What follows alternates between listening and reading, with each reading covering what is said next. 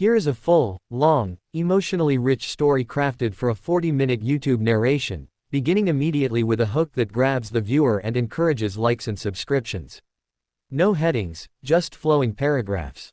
The auditorium fell silent the moment the Navy admiral stopped mid-stride, his eyes locked on the faded tattoo on the janitor's forearm. Parents whispered, cameras kept recording, and the admiral, who never froze for anything, stood perfectly still.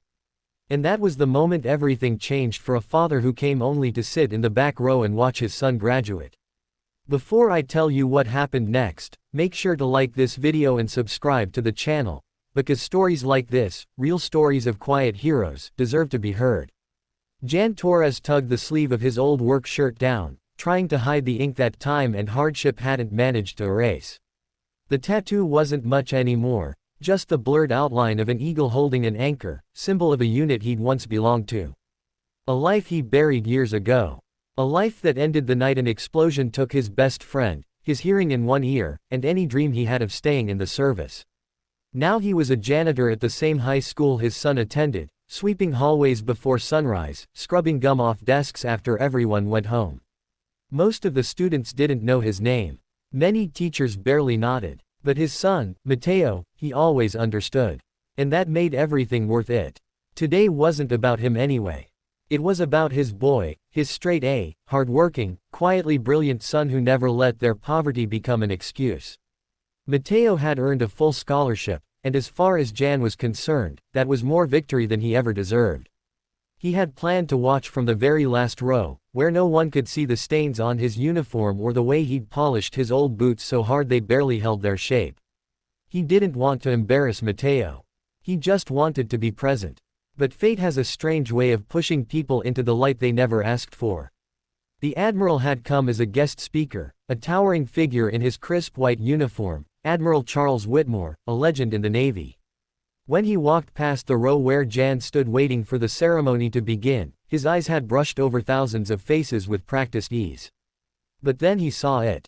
The tattoo. Jan didn't even notice him staring at first. He was too busy scanning the sea of students, searching for Mateo's face in a crowd of blue gowns. "Where did you get that ink?" Whitmore's voice carried authority, even in a whisper. Jan stiffened. It had been years since anyone recognized it. "Long time ago," he murmured, tugging his sleeve again. "Just something from when I served." The admiral stepped closer. "That's not just something. That's the mark of Task Group 7. Only a handful ever wore that emblem." "What's your name, sailor?" Jan swallowed. "Torres. Jan Torres." The admiral's expression shifted, something like disbelief, then respect, then a flicker of sorrow. "You're Torres. The one who saved Lieutenant Harris during the Gulf fire." Jan froze. His heart pounded painfully, memories igniting, heat, smoke, screaming metal, dragging Harris through burning debris. He hadn't heard that name spoken aloud in over a decade. "He didn't make it," Jan whispered. "No, but you did. And you lived with his last message." The admiral paused, as if steadying himself. "I know. I read the report." Jan's throat tightened. He had spent years trying to forget. They stood there in silence until the principal hurried toward them, delighted and confused as to why the guest of honor was conversing with the school janitor. But the admiral simply placed a hand on Jan's shoulder and said, "Walk with me." Jan tried to decline, he really did, but admirals aren't men you say no to. As they approached the front rows, Mateo spotted his father. His smile faltered, eyes widening with embarrassment or surprise, Jan couldn't tell. The students whispered, some in confusion, others in recognition of the admiral's sudden interest in the man who emptied their trash cans. Jan wished he could shrink into invisible dust, wished he could melt back into the shadows where he belonged. The ceremony began. Speeches, applause, the rustling of programs. But Jan heard none of it, not with the admiral's earlier words echoing in his mind. You lived with his last message. What did that even mean anymore? His life had become work, shift, sleep, repeat. Maybe that was the only way he knew to honor the past, by surviving quietly. When the graduates finally began lining up for diplomas, Jan excused himself and returned to the back of the auditorium. He didn't want to cause a scene. He didn't want Mateo to feel embarrassed. Just seeing his son walk across that stage would be enough. But fate wasn't finished with him. The principal spoke into the microphone. Before we continue, Admiral Whitmore has requested a moment.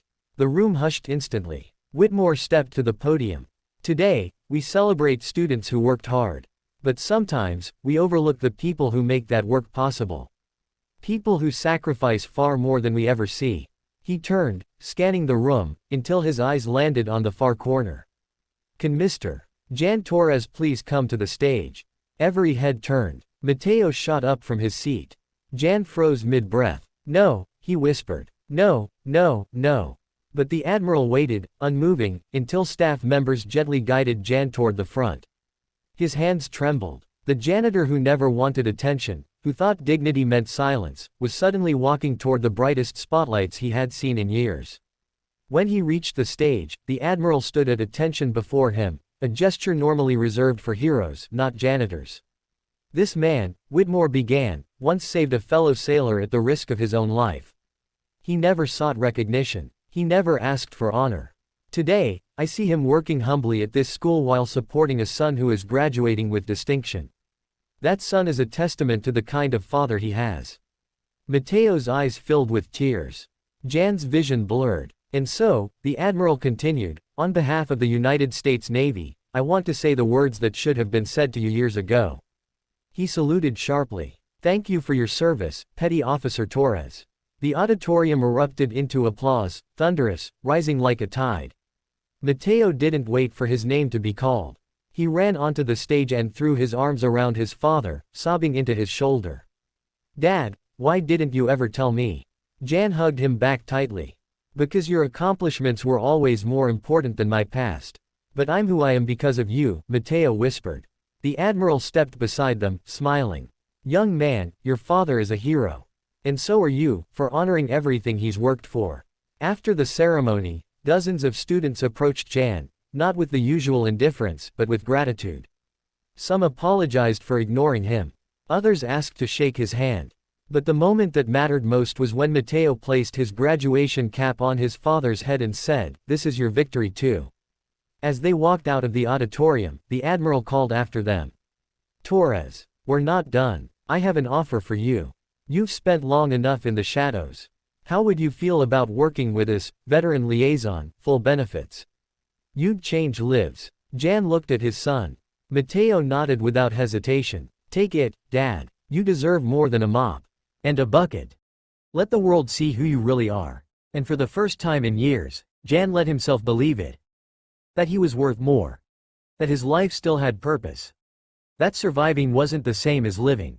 They stepped outside into the sun, father and son side by side, beginning a new chapter neither had ever imagined. And if you're still here listening, remember this. Quiet heroes walk among us every day. Sometimes all it takes is one moment, one person noticing, to change everything.